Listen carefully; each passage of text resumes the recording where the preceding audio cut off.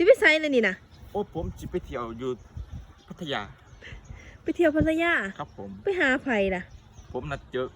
นัดพ่อกับผู้สาวเพิ่นอยู่พุ่น เออ แล้วผมจะเดินทางไปหาเพิ่น สิไปหาสาวบนนี่นะป้าทุกไปเช้าสิจืออยู่บ่ ก็จะได้น่ะ ป้าเกือบอีเตะมาดาวคักแน่ อันนี้แหละ ผมคุยกันทางโทรศัพท์เห็นกัน2 เทื่อ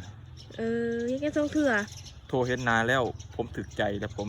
ไปหาเพิ่น โอ้เขาสิจื้อเจ้าอยู่บ่ล่ะ จื้อ เขาสิบ่จื้อเขาสิตื่นเจ้าโอนตี้นี่ นี่แหละผมสิย่างไปทางนี้ พยายามไปทางนี้ แล้วก็โบกรถไปถึงพัทยา ป้า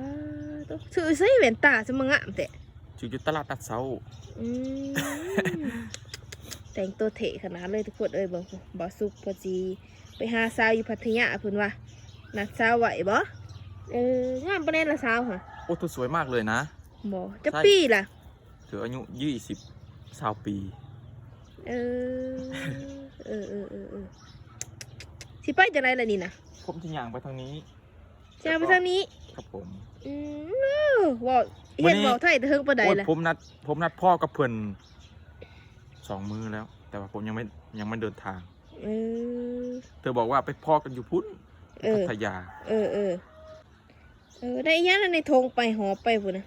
อันนี้ปลาแดกเอาปลาแดกไปฝากเพื่อน โอ้เอาไปแดงไปฝากเพิ่น ครับผม ไปจนได้ตกรถ เธอบอกว่าอยากให้ผมเอาปลาละที่ประเทศลาวแต่ผมไม่มีปลาละ มีแต่ปลาแดกเนาะ ผมเลยเอาปลาแดกน้ำไปให้เพื่อนปลาแดกปลาซิว เออ